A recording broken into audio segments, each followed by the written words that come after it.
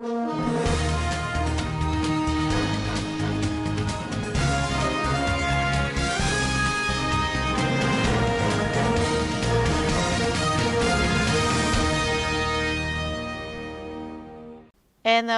and TUC suspend nationwide industrial action. National Directorate of Employment disburses loans to 500 youth in Zamfara State. The federal government plans to reopen land borders soon. On business, President Buhari proposes bill to scrap NMPC PPPRA. And on the international scene, New York Times publishes President Donald Trump's years of income tax evasion. Hello and welcome to Svtv News. I am Musa Joy Unyoza. The leadership of the Nigeria Labour Congress and the Trade Union Congress (TUC) have suspended today's planned nationwide strike following agreement reached with the federal government. Part of the agreement reached include reversal of the new electricity tariff for a period of 2 weeks, pending the outcome of a technical committee report. From our studio, Ibrahim Dosara asked the Deputy National Secretary of the NLC the reasons behind the suspension of the strike action. The strike has been suspended for now. Not that we have completely stopped the strike action. The National Executive Council of Nigerian Labour Congress, in collaboration with the Central Working Committee, met at the national headquarters and took this decision. Now, looking at the content of your communique, which you released at the end of the meeting with the federal government, all the issues you raised, has the government agreed to implement? Yeah, actually, the government have agreed to implement about 80% of our request. As labor, when you go for negotiation, you can't get it all. That's but you will enforce. But at the end of the day, government have agreed to implement, or they have agreed to withdraw the issue of electricity tariff, which that has been done immediately. And there was a committee being set within 2 weeks to look into the issue and communicate back to the House before taking further decisions. But the government, government have agreed. Yes, but the government is saying that it is. Also, go ahead. Hello? Go ahead. Yeah. So also, government have equally agreed to mobilize the workers with cushioning effect, such as buses, houses, and O2. But I'm assuring you that while we are suspending this strike, is to allow this to reign, to also equally create a kind of good atmospheric condition whereby government will implement all those things. But if government fails to do that, at all levels, labor will still resume back to its strike. So we are giving Nigerians the benefit of doubt that within the 2 weeks, we will sort out the decisions being taken and to see if this will be done, they will move for the next line of action. But, comrade, government is complaining that the economy has gone down, as well as all its revenue sources have gone down. And that is why it is taking these kind of steps and measures to ensure that the Nigerian economy is strengthened. Don't you think there is need for you to understand the federal government's thinking in this direction? I think it would be very funny enough for the government to be telling us this. Why? What happened to the VAT they added? When we know that there are also bank charges which further impoverish the already impoverished masses of over what we call it workers and citizens, and impose huge hardship and suffering on many Nigerian families. What happened to all this? Have government considered all these things? But there is insinuation, comrade. There is insinuation, comrade, that most of these atrocities, I mean, in terms of corruption, stealing public funds, are being perpetrated by workers who are your members. Why don't you take punitive action against members of the union to stop stealing public funds? The law is there.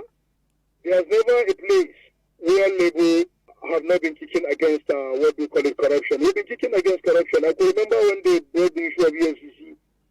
We are part of those that campaign against corruption. What are you doing specifically to show that you are taking serious measures against your workers? Government are in a better position to take proactive measures on corruption. So Labour is not, we don't have any, we don't have police, we don't have, in fact, we don't have any security agencies that can betray anyone that have been found in corruption. So government have all those machineries. So if there are such information, I believe government are in the better position to handle that. Comrade, can you tell Nigerians specifically what the labor union is doing to stop corruption in Nigeria? For the fact that most of the accusations are being leveled against members of the union? They can tell us that most of the corruption cases have been, what we call it, done by our members. How many members do we have in that? Let me tell you what I've even forgotten to tell you. If government will address the issue of corruption, if you will be given what you are due for, if government will be considering workers as workers, there won't be any case of corruption in this country. Like, for instance, you ask somebody to work, you don't pay him what he's due for, you don't pay salaries at time, you don't look at his own background, you don't look at how he fits, he report to duty in time, you don't look at his, what we call it, the consequences, you don't do all the needful. So how do you expect somebody can stay out of corruption? So how do you expect somebody that doesn't have food to eat and will fold his hands and sit down and begin to watch you? It has never been done in any country. It is only in Nigeria whereby you discover that a politician is any more higher than he who does the job. You will see a minister moving on with over 3 million of naira. The worker is there. He's the one to provide the PV. He's the one to do the vouchers and what so. So nothing has been done on that. But like you rightly mentioned, that it is your workers who prepare vouchers and all other necessary payment documents that the politicians are stealing the public funds. Don't you think they betrayed you, union, that they failed to inform you so that you assist the government in discovering those who are stealing public funds so that the treasury is safeguarded and the economy of the nation is protected? No, actually, the workers are putting in their best, and they are doing it. The truth of the fact is that workers have been checkmating the politicians. But as I speak with you, politicians in this country are more stronger than the workers. It is only in Nigeria whereby you discover there are so many what we call the corruption cases. And at the end of the day, you can't find anybody in prison just because of his godfatherism and what so. No, it is. So these are the issues. Somebody will not agree with you, comrade, because it is your workers who are supposed to have turned everything the way it should be, being the holders and the implementers of the government policies. How many times do the workers are coming out to speak on that? Let me tell you, there is even one thing you don't understand. It is only in Nigeria whereby you go to an office, you discover that your boss is stealing billions of naira. By the time you reveal the information, you at the end of the day, you are the one to suffer it. They will take you to jail, telling you that you have signed in what you call the office secrecy. And in that case, such kind of information. And in that case, comrade, where a civil servant revealed a lot of corruption information. And what have they done? And nothing has been done as I speak with you. And in that case, comrade, your union is supposed to intervene and come out like you did during this strike you intended to do against whoever. How many times the union have been coming out to protest? We've been coming out to protest. Nigerians are there and they are watching. And no action has been taken? We've been coming out in media. We've been coming out in protest, saying that we are kicking against what is happening in this country. But at the end of the day, we have a listening government. That is the question we are asking. Okay, thank you, But comrade. they don't do anything. It's just like the issue of for fuel hike and electricity tariff. Why is government not coming out to withdraw from its initial position? We've been meeting with them all this while. But when they discover we are coming out for strike, that is when they are not coming for negotiation and by removing all those things. So I think government should be doing its homework before coming out to be taking such kind of decisions by imposing more hardship on Nigerians. Thank you so much, comrade. We are grateful for having time to listen to us in our station, Standard Voice Television. Thank you very much. Meanwhile, Garba Shehu, the presidential spokesman, also spoke on the federal government side. Well, I want to say that really an important milestone has been achieved in the affairs of this country's economy.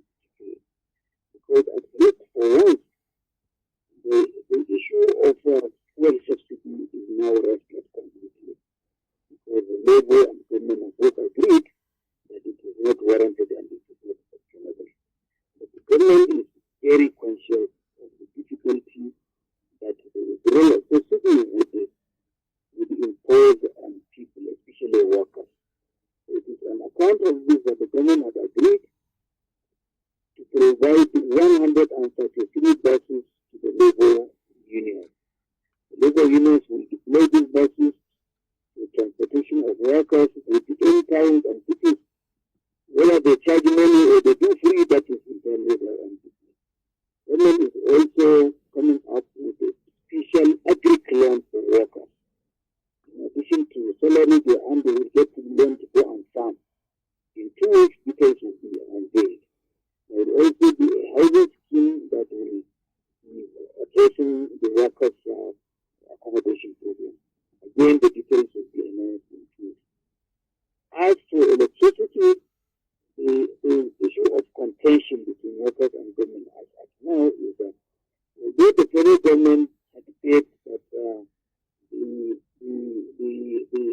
lower segments of society and those who get less than 12 hours of power in a day are excluded from the new tariff increases.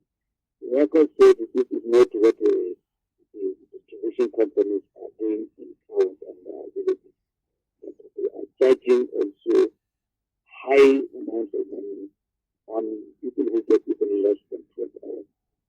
And the committee under the Minister of Labour, Dr. Kiano, is going to work on this and draw clear lines so that those who are supposed to get the relief as the second of February will not be affected by the relief. So we hope that in 2 weeks also there will be a discussion. But is there any condition set for the labor union by the federal government in this agreement? Well, the thing is to say that we have reached an important trajectory in the economic affairs of the country. This country has contended with the issue of subsidy, especially on petroleum, for so many years. And if you look at what happens in most developed economies, even economies that are like our own on the African continent, petrol is not being subsidized. It's left to market forces to determine. And once we achieve this, the stability of supply in particular, what is the problem with the petroleum shortages and the queues will disappear? The businessmen will bring and they will sell at their own costs that are reasonable, competitively determine the prices in the market. So we have resolved the major national problem which we have lived with for 7 years. Okay, thank you very much, Garba Shehu, the presidential spokesman to the President of Nigeria. Thank you, I appreciate it. Thank you. All right. Zamfara State Chairman of the NLC, Comrade Bashir Marfara, also updated our viewers on the situation in Zamfara State. Comrade Bashir Marfara, you are welcome to our news studio. Thank you. Let me start with the first question. What is the situation in Zamfara State following the suspension of the industrial action by the national headquarters of the Nigerian Labour Congress and Trade Union Congress? Okay, the situation is just like in any of the states of the Federation. Okay. The order given to us was to mobilize workers and people of the state to come for a peaceful protest this morning, Okay. after the expiration of the 2 weeks ultimatum that have been given to the government. And we have communicated to all the nook and crannies of the states, and we have communicated to all the affiliates of the centers. And so many people actually indicated their commitment to come out and actively participate in the action. But as God will have it, the national leadership of the Congress met with the federal government, as you might have probably seen, and they were able to reach an MOU around 3 a.m. in the morning. Okay. We're supposed to have actually come out very early in the morning to protest and down tool. But alhamdulillah, the leadership was able to have an agreement, or to reach an agreement with the federal government. Wow. What has been the response of the NLC members in Zamfara State with regard to the suspension of the industrial action? The responses are so mixed. Some people actually felt happy because even to us, strike is always the last option. Okay. If there's anything that we can achieve without having to declare industrial dispute with the government at whatever level, it's always better, because mostly when you actually are down tool, meaning the hospitals, the water boards, the schools, the railway, the airports and everywhere closed, we know the effect on our people. So it's not always the best that we must go on strike before government listens to us.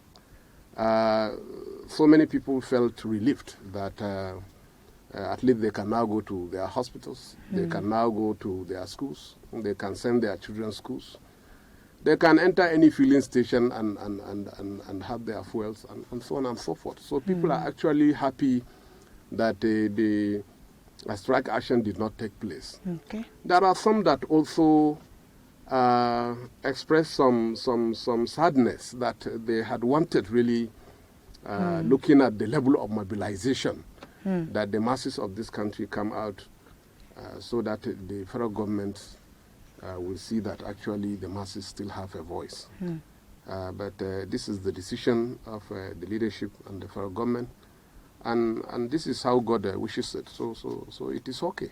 Okay. Yes. How do you see the promises made by the federal government to provide 133 buses for transporting workers in our cities, involving workers in its agricultural loan and housing programs?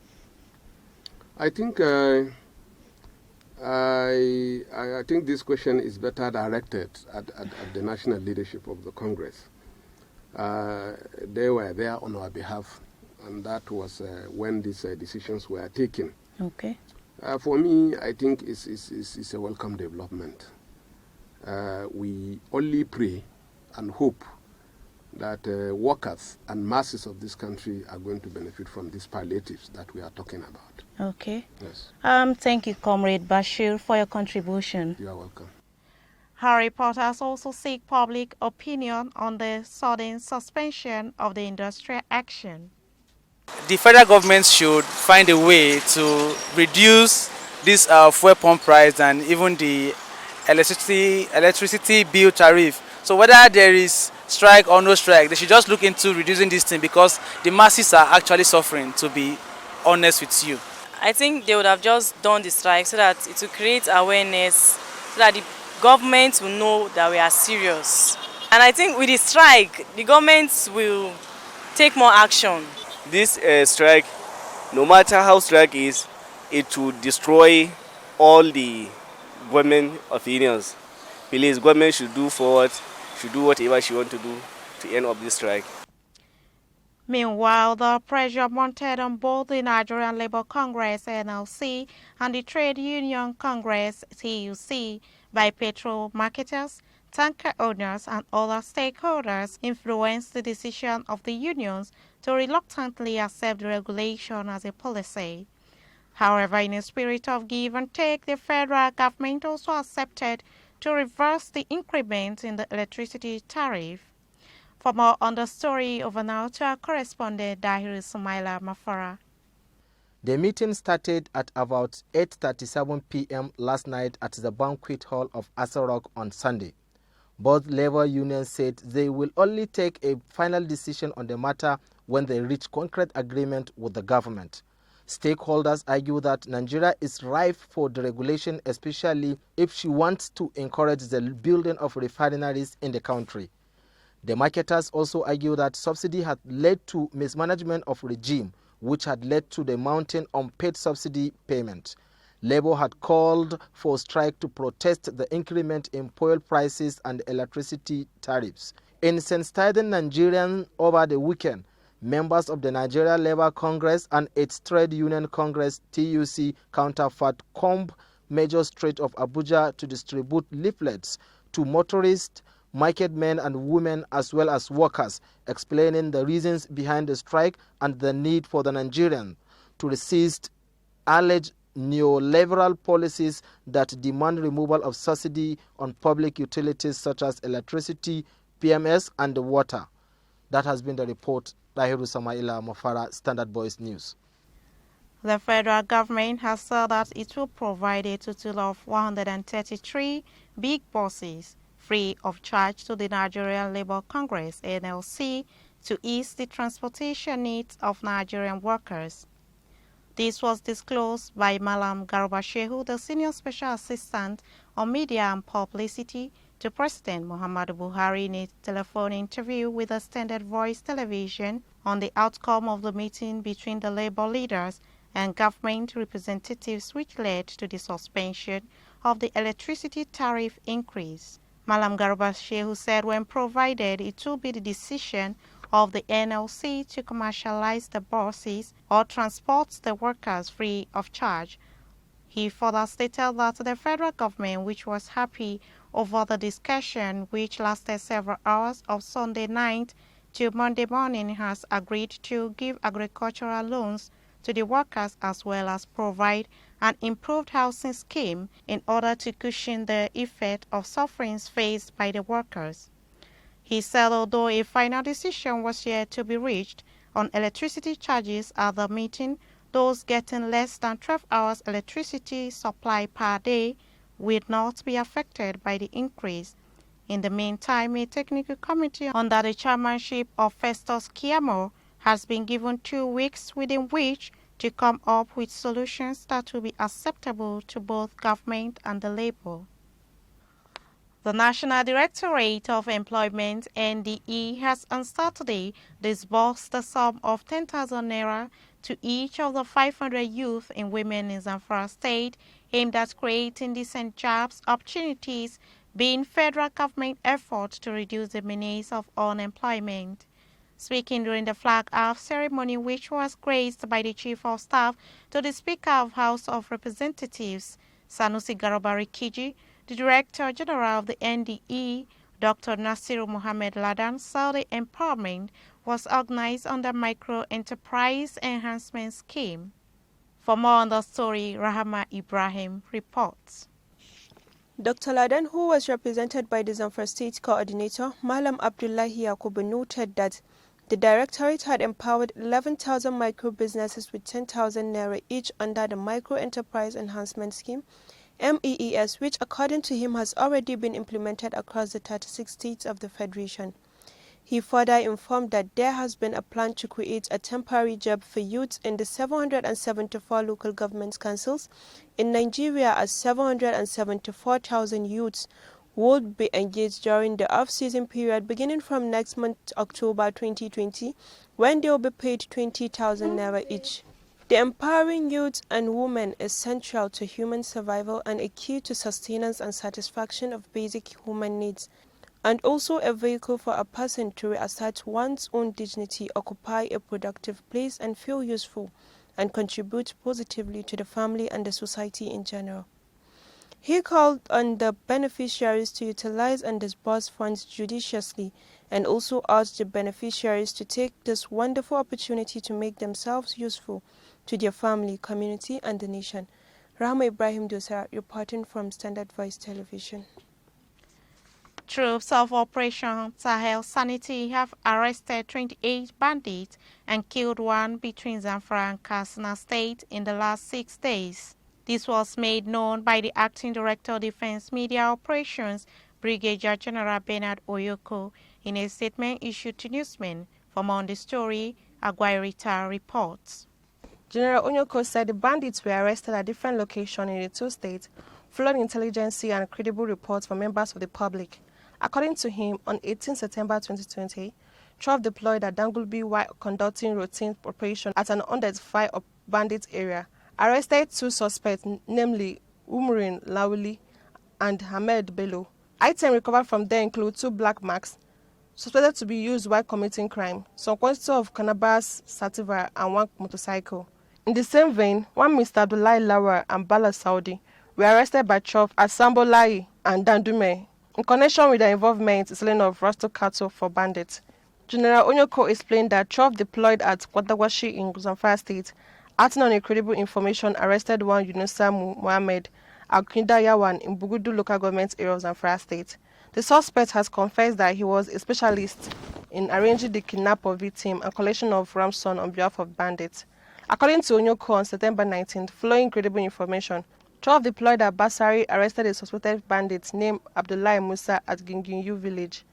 The suspect was identified to be a member of a criminal bandit gang terrorizing the area. Similarly, one Amadou Sali and Shaba Ibrahim, who were confirmed to be involved in supplying logistics to bandits, were arrested by the troops. He further explained that following a reliable information about movements of unknown person, suspected to be bandits with 6 motorcycles at Danji Forest, around Yeri Malami in Kankara local government area, Katsina State, troops immediately mobilized and laid ambush in the area and arrested the 6 of them.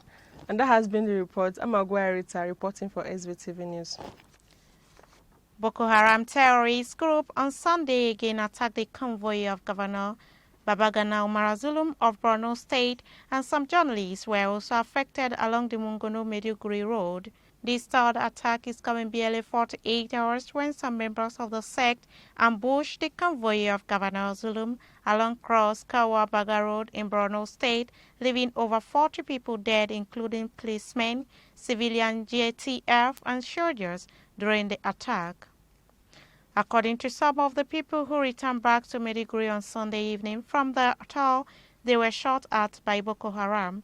One of the victims saw the windscreen of some vehicles were scattered. Some vehicles had their tires busted by gunshot, including the government house, press crew, bus, and other government vehicles. A journalist in the affected bus, who does not want his name in print, confirmed to Al Jazeera Nigeria that the convoy ran into another Boko Haram and ambush about 60 kilometers away to Maiduguri. The military gun truck was also shot at, and a soldier had his shoulder scalded with gunshot. The Vice President, Professor Yemi Osibajo, has said the federal government may reopen the land border soon. The President, Major General Muhammadu Buhari, retired, had in October 2019 ordered the closure of the borders to check the means of smuggling goods and arms and ammunition into the country and protect local businesses. This closure was, however, greeted by mixed reactions from professional organizations, economists, and individuals. Heads of countries like Ghana and Benin Republic had also appealed to the President to reconsider the closure, but the President maintained that the borders would remain closed until the final report of the committee set up on the matter was considered. He added that neighboring countries must also show commitment to curtailing smuggling from their ends. We'll be right back after this short commercial break. Stay tuned.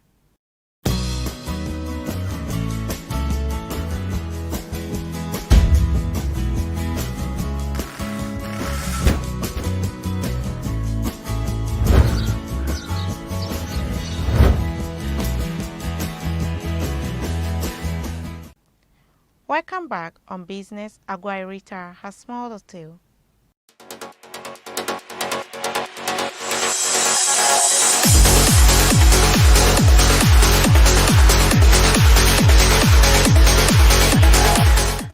Welcome to Svtv Voice Business Update. President Muhammad Buhari has taken a decisive step, transmitting the Petroleum Industry Bill 2020 to the National Assembly and proposing the creation of the Nigerian National Petroleum Company Limited. The bill also proposed the scrapping of the Nigeria National Petroleum Corporation (NNPC) and the Petroleum Products Pricing Regulatory Agency (PPPRA).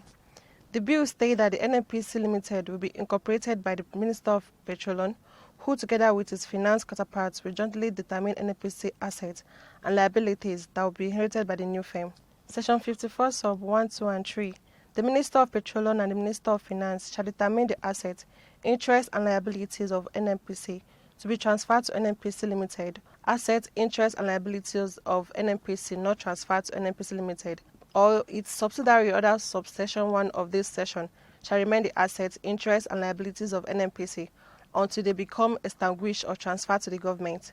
NNPC shall cease to exist after its remaining assets, interests and liabilities other than its interests, assets and liabilities transferred to NNPC Limited or its subsidiaries under subsection 1 of this section shall have been extinguished or transferred to the government. According to Section 53 of the bill, the Minister shall within 6 months from the commencement of the Act cause to be incorporated under the Companies and Allied Matters Act, a limited liabilities company which shall be called Nigerian National Petroleum Company (NNPC Limited). And that has been on Svtv Voice Business Update. I'm Aguirita. And on the international scene, President Donald Trump, a self-proclaimed billionaire, paid only $750 in federal income taxes in the year he was elected U.S. president, according to a stunning New York Times investigation that could shake up the presidential election. President Trump's taxes shows chronic losses and years of tax avoidance was the banner headline on the paper's website on Sunday. The president's tax returns have long been the holy grail of American political reporting. The president paid $750 in federal income taxes the year he won the presidency, the paper reported, adding that in his first year in the White House, he paid another $750. He had paid no income taxes at all in 10 of the previous 15 years, largely because he reported losing much more money than he made. In all, the paper said President Trump paid no federal income taxes in 11 of 18 years, its reporters exclaimed. Many of his businesses, including his golf courses, report significant financial losses which have helped him to lower his taxes. That has been the news from Standard Voice Television. To end the news, a quick look at the major headlines. NLC and TUC suspend nationwide industrial action. National Directorate of Employment disburses loans to 500 youth in Zamfara State. The federal government plans to reopen land borders soon. On business, President Buhari proposes bill to scrap NNPC PPPRA. And on the international scene, New York Times publishes President Donald Trump's years of income tax evasion. That's the news. On behalf of the production crew and Head of News and Current Affairs Department, Alhaji Ibrahim Garbatino, I still remain Musa Joy Onyoda. Thanks for watching and stay tuned.